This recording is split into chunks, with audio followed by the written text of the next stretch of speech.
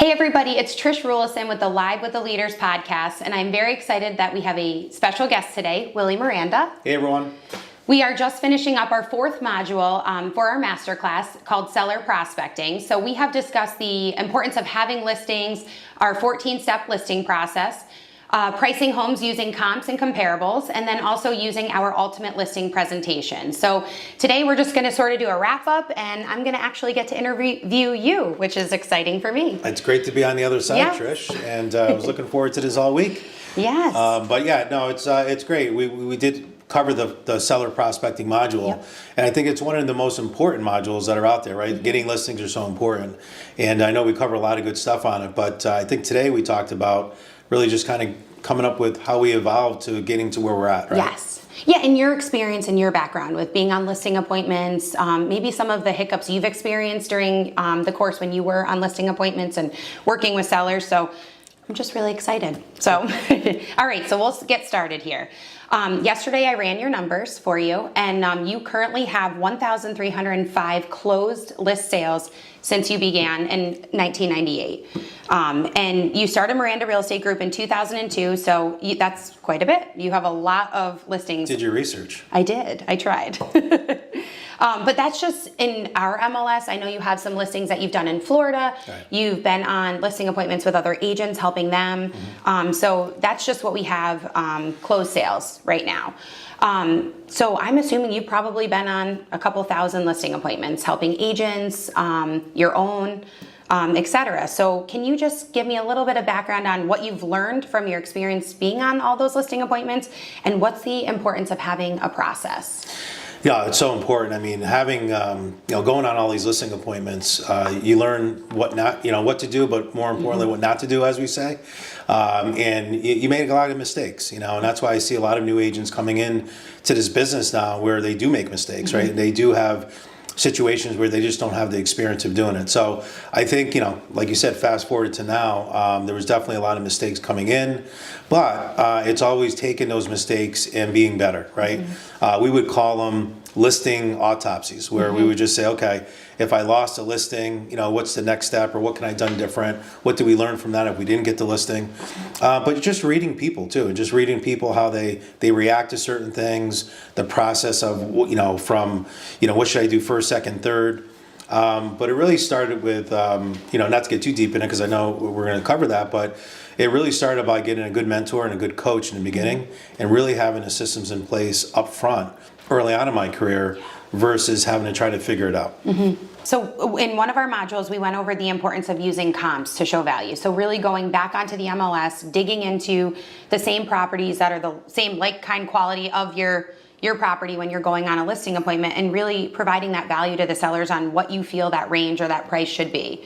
What mistakes have you ever made with pricing? Is there any story that you could share with us? There's definitely a lot of mistakes. I mean, a lot of times you come in as an agent and you think because you have a real estate license, you're the expert, right? Yeah. But consumers look at you as, Trish, this is why we hired you, because, you're the professional, tell us what it's worth. And a lot of times we'll go in and I hear agents saying, it's not worth a penny over this, or it's not worth a penny over that.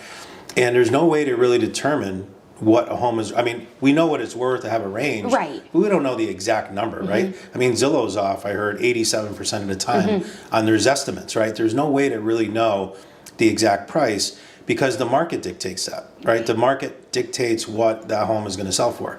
And there's been plenty of times that I've gone in and I'm like, wow, this home won't get a penny over 400,000 and it sells for 450. Right. Or I'll have stuff that, Jesus, is definitely worth 400 and we don't get any showings on it and the thing sells for 350. So it's all based on supply and demand for one, which is a big key. And the other thing, it comes down to what the market is willing to pay at that time. So as far as mistakes go, I've overpriced homes, I've underpriced homes.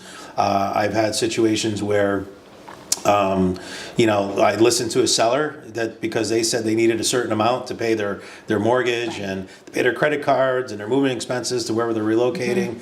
And you kind of get wrapped up into that, because selling a home is a very emotional transaction. Right. And a lot of times they don't understand that buyers don't care what you owe on your credit card, or that you're going to pay $20,000 in moving costs. And sometimes we get wrapped up in that. Right. That's awesome. So if you did you said you've overpriced homes, you've underpriced homes, so there have been some mistakes down the road. We're only human, we make mistakes. But how did you change that moving forward? Well, the good thing is that, as far as overpricing and underpricing home, I feel we have a really good process now. And this is, I'm talking back when I first started. I would say the first 3 or 4 years in the business was really tough. Right. There was a lot of ups and downs in the marketplace. Supply and demand was totally different. We were in markets where homes were sitting on the market for 150, 160 days. It was a totally different market than what it is today. But I think what it really came down to is having a process, knowing how to look up comps, taking classes on appraisals. I'm not an appraiser, and I tell them that, but taking those classes were important for sure, because it would give me an idea of what certain things that appraisers look for, right? As far as, if it's a third car garage, how much more added value is that to a home? If there's a bedroom that's, say 3 bedrooms or 4 bedroom, how important that is. Right. But all of those different things come into play, and as you do more, you get better at it. And then being able to also study the market was another big thing. Like I would, and this is something that I got from a mentor, where in the beginning, go out there and preview homes, right? And if you can't nowadays with all the, drone footage and all the, inside virtual tours that we have, actually go through and price it yourself. Go through and if you're a new an agent, go through a home and say, okay, let me take a look at it. Let me go through all the different comps. Let me compare it to all the other ones that are out there. Come up with a price, come up with a range, and then see what it closes at. And I started doing that. Actually, back then, I'd have to go physically out to the homes. Right. But I would do previews, and then I would come up with a number. I said, all right, this is probably worth this or that. And I would know, and I knew very quickly, this is really overpriced, this is underpriced, because I worked with so many buyers at the time. Right. As a new agent, you tend to work with more buyers than sellers. So it helped me on the buyer side to help do a great job for my buyer clients, but it also helped me better on listing homes and pricing them because of that research and that I guess the education I got on appraisals. Yeah, and just coming into the business for myself almost 9 years ago, you were the one who taught me how to, run pricing and comps and looking at the homes that are active, pending, sold. But there's even a process to that, that we follow. So I think just the key, having that process and then learning from those mistakes and moving forward. Yep. I guess, so we've talked about this before. We've talked about that you don't win every single listing appointment. Right. Sometimes the seller has a brother, cousin, friend, whoever who sells real estate that they have a relationship with.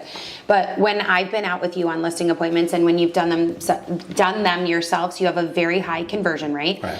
I guess my question is when you don't get the listing, how do you pick yourself back up and get back out there? There's some agents who would be like, maybe real estate isn't for me, I should get out of the business, I just lost a listing. But you have such a great mindset. You learn from what happened, the experience, and then you're back out there again. I call it the 24-hour rule, right? I always say that. You do. We can moan about it, we can be upset about it for 24 hours, right? We're all human, we're all sensitive, right? We don't like rejection. But 24 hours, that's it, right? When an agent comes to me 2 weeks later, I can't believe I didn't get that listing, I'm like, I don't even know what you're talking about. We're done with that conversation. And why I say that is because it's all mindset.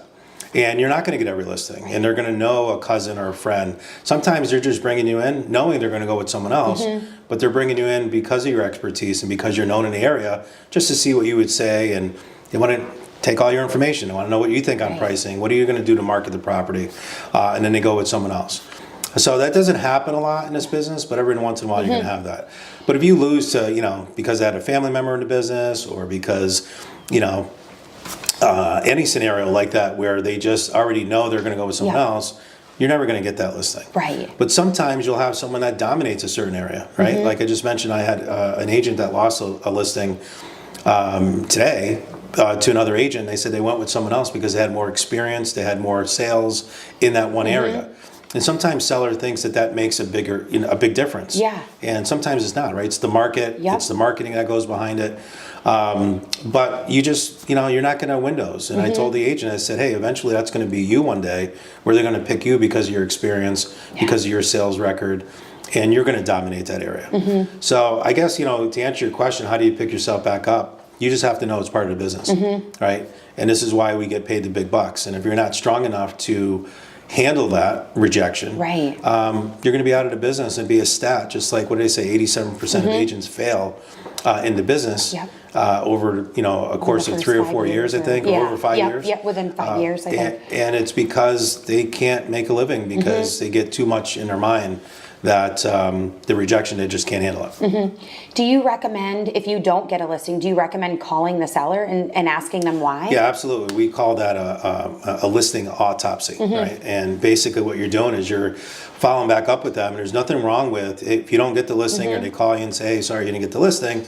I always say to them, obviously I'm disappointed, would have loved to have done business with you, but can I ask you, in an effort to better my future presentations, is there anything I could have done different to win your business? Right.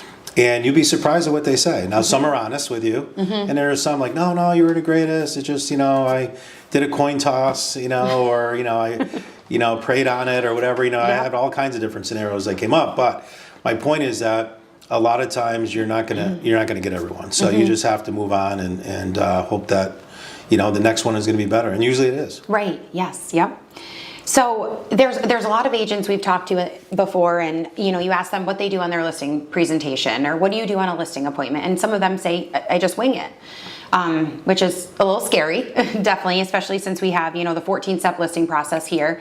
And I know that this is a proven process. I've been on a lot of appointments with you. Not only do you follow the 14-step listing process, but you also always do a listing presentation.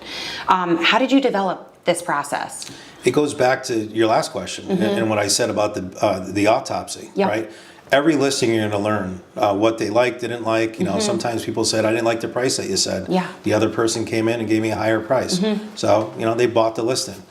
So now I have to educate my seller on the next appointment that, here's a situation that I told them this, the other agent told them this, they went with that agent. But then that agent ended up buying the listing, and it ended up selling for this, right? Less than what I even told you. And a lot of that comes from just always looking to be better. Even today, we were always looking to tweak. Things change, technology changes. So going through that 14-step listing process, the way that came up was the mistakes that I made, from, making sure you're on time. There were a lot of listings that I got, and the sellers were upset, and they're like, oh, geez, at least you showed up on time. The last 2 people got here late. Well, note to self, not to do that, right? We got the business, and the other people didn't. Sending a personal note, that's as small a little item that is. You've even witnessed it, where people are like, I really liked your personal, that was a personal touch. I felt more connected with you. Why? Because selling a home is a very emotional transaction to a seller. And listen, a lot of times they live there 30, 40 years. They raise their family in this home. Very emotional. Right. You show up there 10, 15 minutes late, they're already ticked off at you, right? But you build a rapport with them, you do a great job with them on a listing appointment, send them a personal note, geez, you had a beautiful home, etc. We're going to sell it for you. All of those little things that we do in that 14-step listing process, and even before going on a listing and after, make a big difference. So it's just, again, just going out there over and over and over again and just tweaking it. Not doing the pricing first. Sometimes you walk into a home and, you do a tour with them, and then you sit down at the table like, all right, what do you think? What do you think the price is? Well, I made the mistake one time of pulling out the paperwork. Oh, let me show you here. Here's what all the other comps look like. And it wasn't a number that they liked. So now I'm like, okay, well, let me switch and show you what we do marketing-wise. And they wanted nothing to do with it. Like, they weren't listening, and you could just tell, right, the body language. So these are all things why we have a process. It's like a combination to a lock. If you don't have the right combination, or you go this way or that way, and don't have the right sequence, the lock's not going to open, right? Same thing with a listing. You're not going to get a listing if you don't follow the process. Right. So how important is it to practice this process and master it? I know you always say you don't want to go practicing a listing presentation on a listing appointment. Right. One of my mentors always said, like, on a listing appointment, like, there's a reason why sports teams have practice, right?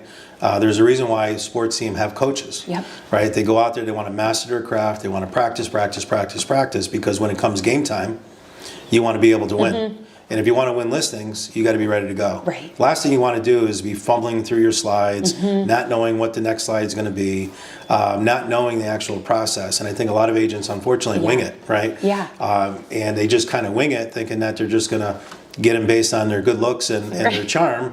And I hate to say it, but a lot of times they're not going to do that. So it's very important to make sure that they're doing that listing presentation and they have that process down, because if not, they're going to end up, not getting the business. So practice makes perfect, and I really do believe that on listings. Yeah. Yep. And I know you brought up earlier before about the disc personality. We train a lot on that here at Miranda. And it plays such an important role on listing appointments. I've been with you on the listing appointment where you've read the buyer, or not the buyer, the sellers, and you've read both of their personalities, and then you mirror your personality to match theirs. How has that helped you obtain the listing? I'm just thinking, sometimes I remember being on some appointments with you, and I'll be like, oh, he's a D personality, or he's a C personality, right? Like, get ready. Right, so, disc personality is so important, because you have to match your personalities, right? If I'm a high D personality, and I'm coming in and I'm just driving it, and I'm just like, come on, let's just sign here, and, just let's do this. Right. And that person's more of a high C personality. Which is more compliant, right? Wants to know all the details, wants to read every page, and I'm just kind of shuffling it through. They're going to feel very uncomfortable. Right. And again, people do business, I always say this, with people they know, like, and trust. And the way you build that trust factor is by, like, for a C personality, would be to give them all the information. Right. Take your time with them, etc. With a D personality, they don't want to hear any of that. They just want to know, what's the price, what are you going to charge me, and I got to be out of here in 10 minutes, right? So you have to adjust. And if I'm going to sit there and spend an hour with someone who's just pulling their hair out because they're a D personality, we're not going to hit it off. Especially if they're interviewing other people that match more of their personality. They're going to tend to go with that know, like, and trust factor. So this personality is very important. If you can read them on the phone sometimes, just with some of the qualifying questions that we ask before we go on an appointment, that's made a big difference as well. So you know what you're going into, and you can go as fast or as slow as you want in those listing presentations. But this is why the question also is important. The question after the tour in that 14-step listing process. So, what are the top 2 or 3 things? I know that you're looking at, you're interviewing other real estate agents, or you've been on the market. What are the top 2 or 3 things that you're looking for in an agent? And then you just keep your mouth shut and just listen to what they say. And then in your mind, you have to go through, okay, this is important to them, that's important to them, this is important to them. And all the answers are in your listing presentation. So you're going to spend more time on those sections than you would, on others that might not be as important to them. That's great.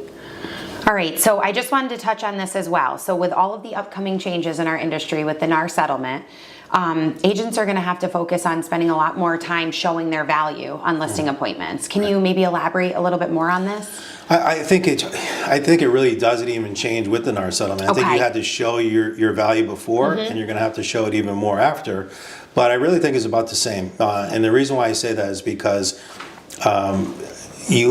that's the difference between someone getting an appointment and winning a listing versus not, is what we offer them, right? But it really comes down to, on the seller side, especially with the settlement, our approach is that when we're talking to, because we've had sellers say this already, right? Like, hey, I heard that we're going to make all this extra money because we don't have to pay a buyer agent. And, our stance on it is like, well, you never had to do it before. Nothing's really changed, right? It's just the way it was. It wasn't as transparent. And I think in New York State, especially here in the Capital District, we've done a very good job because our contract spells it out. So I feel we were pretty transparent, and we would always explain it. But overall, again, I'm not going to comment too much on the case itself. It is what it is, right? So I think it's going to be a lot better. So we can sit with that seller and say nothing's really changed, other than the compensation can't be put into the MLS anymore to pay a buyer agent. But at the end of the day, it really comes down to, wouldn't you agree, Mr. Seller, Mrs. Seller, is what you net in your pocket.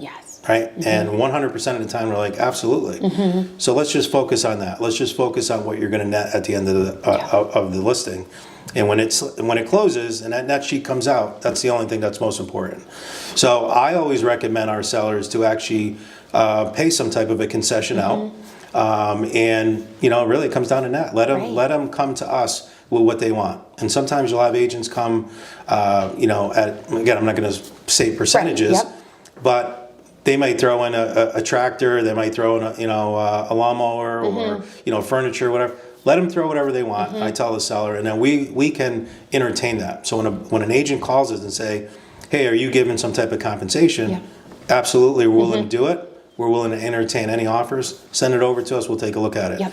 And then it just comes down to supply and demand. It comes down to what the seller wants in net at the end, and that's it. But I think there's too much hype out there because of the change right now. This is all different, and unfortunately, the media hasn't really put it out there correctly to a lot of these people, and that's why sellers are kind of confused right now, and buyers a little confused right now as to what's going on. But I think it's going to be fine, and I think that going back to your question, like doing a seller presentation, the buyer presentation, buyers and buyer agents right now have to do the same thing when selling their listing, right? And making sure they show their value. They're going to have to do it on the buyer side too. Yeah. And I think that's the piece that a lot of agents, it separates the professional agents from the amateur agents, because you're going to see a lot of agents leave the industry because they just don't know how to do that. Right. And until they do that, we have a process, and we do have we've been teaching and coaching on buyer presentation, seller presentation for years. So it's not a big impact for us, but it is going to have a big impact on agents that don't know how to do that. Yep. Great. All right. So just going back to the 14-step listing process, you make a point in there to make a mental note of negative selling points. So when you're touring the home, not telling the sellers right up front, like, oh, you should paint this, or it smells like cat, or some of the other negative selling points. You say make a mental note of them, but how do you address this with the sellers after? Yeah, I mean, that's, again, trial and error, right? That's going on listing appointments and knowing these type of things.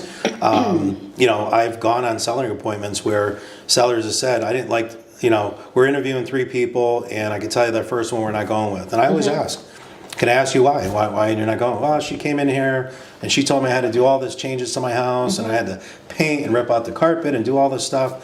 I'm not doing all that stuff. So basically what's happening is that you're insulting that seller, right? And you just met the person, right? First 5-10 minutes into the appointment, you're already ripping their house apart. They're not going to like that, right? And I always give the example, like, open up their back door and be like, oh, geez, you got the school behind you? This house is never going to sell. This is going to be a tough sale.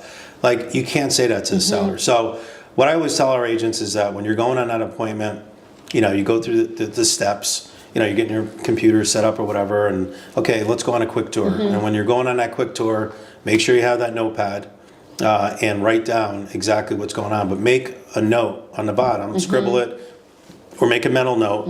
Here are the things that I want to come back to, because it's going to take you time to warm up with that person and build that rapport with them. And once you have that know, like, and trust with them, then you can say, okay, here are some of my recommendations. And I always say it's, I walk through your house. Allow me to walk through your house with the eyes of the buyer. I've been on thousands of showings, and as I come through this house, I'm going to be looking for things that buyers are that you may not, because you live here. And that usually gives me permission from them to start writing some things down. And then they'll circle back with them, not when we're going through, but when we sit down and going through the listing presentation on pricing, that's usually where it comes up. Because I let them know, hey, if you want to get top dollar for this home, it's got to be in top shape. Here are a couple of recommendations that I would make. And then we go from there. But that's after you built the rapport with them. Correct. Okay. And I know a lot of times too, on, like, when we're doing those tours, you're always giving them like little updates that they can do. You never tell them, like, to go and finish your basement. It's little things like, can you clean the light bulbs? Can you you need some caulk here, or like paint would fix this. So it's like those little things that make a big difference though. Okay, so this is a question I was wondering too. So you go on the appointment, you do everything right. You do the 14-step listing process, you take them through the presentation, you're into the pricing, you've got the data and the comps, you give them a range, they don't agree with you. How do you handle? How do you handle that? Well, listen, every seller thinks their home is worth more than it is, right? And the best way, again, trial and error over the years, is that if you're just showing up there with, an MLS sheet or a CMA sheet, black and white piece of paper, and you're just going through numbers, it's just numbers, right? Reality is, when you show them the actual inside of those homes that you're comparing them to, that's where reality strikes. And that's why laptop, using a presentation, going in there, and if you don't have a laptop, you can always print color photos out, but actually going in there and saying, okay, let me show you the 3 or 4 comps that I came up with that best matches your home. And I explained to them that, here's what's going to happen in the process. We have a whole timeline in our presentation that shows, hey, here's a listing appointment, here's what happens when it goes to market, here's when we get a contract, attorney approval, inspections. But we walk them right through. But then at the end of all that, an appraiser is going to come out for the bank, unless it's a cash deal. But an appraiser is going to come out, and they're going to take the last 3 to 6 months, and they're going to look at the most like kind quality home around you. And from there, they're going to go and pick, okay, which one is superior, which one's not as superior, and that's how they're going to come up with the price of your home. So I went ahead and took the liberty of pulling that for you to give you an idea of what's the closest comps here in the area. But when I show them inside photos, and we're sitting there, and I'm going through, and I'm swiping through, and they're like, whew, look at that kitchen. What a beautiful kitchen, right? You've seen it yourself. That's really nice. I always wanted to do the kitchen, but we never got around to it.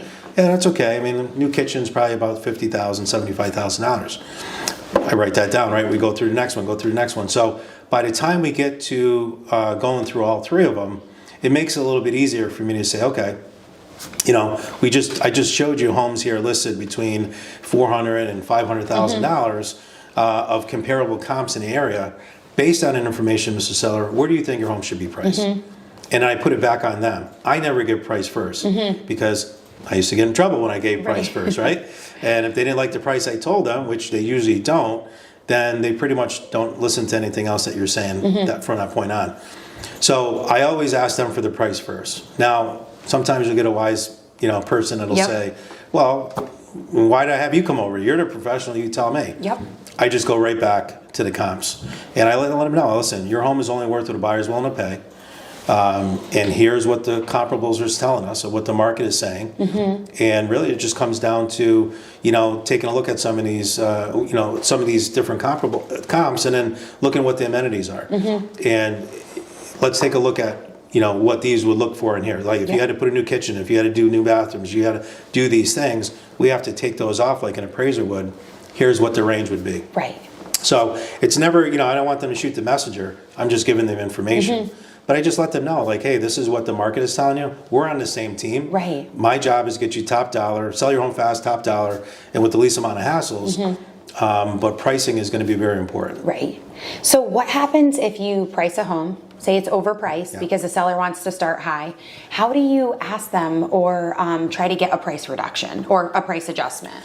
Well, we talk about that because I don't want to lose a listing to an agent that comes in and just buys a listing, right? And we see a lot of that out there where if I say, hey, I think our range is, $350 to $375, but then they get the next agent and comes in and says, you can definitely get $425. Well, right away, some sellers would go to that. So I try to address that up front with them and let them know, hey, here's what the range is showing you. I try to get it within a $25,000 to $50,000 range. We could start at the high end, we could sell at the middle, start, in the middle. But here's the range of what it's telling us. And then from there, it's really up to them to pick. But if they're just adamant that they want a higher price, and they want to go, say, over $400,000 in this, I'll just ask them, based on that, where do you get that number from? Based on all the information I gave you, what would you buy the home for, right? You've heard me say that. And they're like, well, I wouldn't pay $400,000. So then why would someone else pay $400,000, right? So you got to point out sometimes the obvious with them.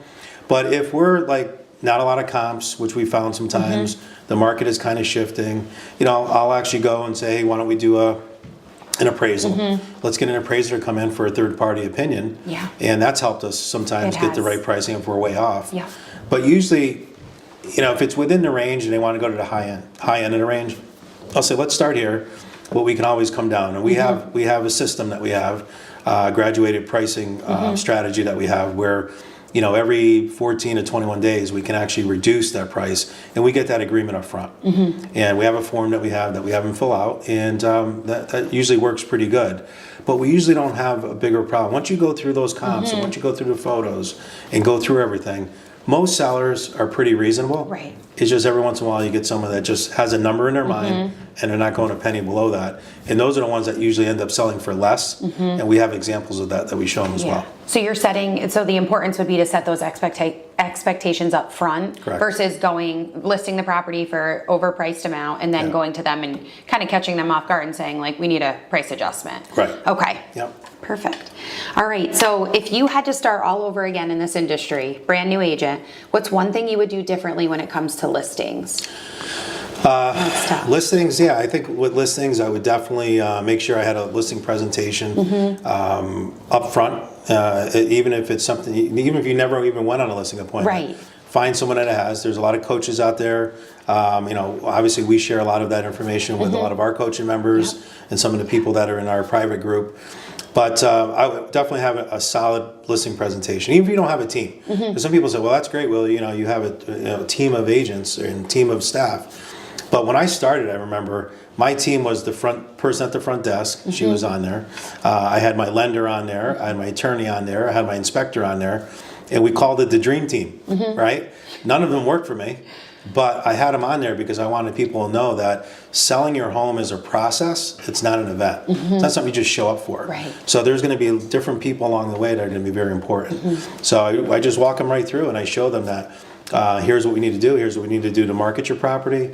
Here's what we need. Here's some background on me. And if you don't have a big track record as a newer agent, then what's the experience of your company? Right. And the company that I worked for at the time, I would use some of their stats and some of their numbers. And then from there, I go into pricing. This is how we're going to price your home. And here's some examples of different things that you don't want to do or want to avoid to get top dollar for your home. Right. And now, even if you didn't have a presentation, you could use Google, you can use ChatGPT, all different types of resources we have now that somebody could just easily create a listing presentation and then sort of work it from there. Yeah. And the other thing I would do too is I would work my database a lot harder. Yeah. I think in the beginning, coming from the insurance industry, we worked on a database, right? That's our book of business, as they would say. And I think that helped me in the beginning too by working that. But I would work it even harder. Why not give every one of our customers a CMA or an RPR report showing what their home value is, right? Their financial person gives them information on their stocks and investments. Why is their real estate agent not giving them values of their home every year? And staying in front of them and getting those referrals. Yeah. And, we did a pretty good job with it. And we do, I would say over 90% of our business comes from repeat and referral business. Yeah. But I would have probably went even harder with that. And I think a lot of agents don't. A lot of agents wait. They don't know. I'm not really comfortable talking to my friends and family. I want to wait, and I think that's a huge mistake because now they're listing with other people and not you. Right. Okay. All right. So if anyone has any questions on listings, listing presentations, appointments, anything like that, and would like to get a hold of you, how can they contact you? Best way to call me, they can call me on my cell phone directly, 518-376-1073, or visit my website, wmiranda.com, and then Start packing. there you go.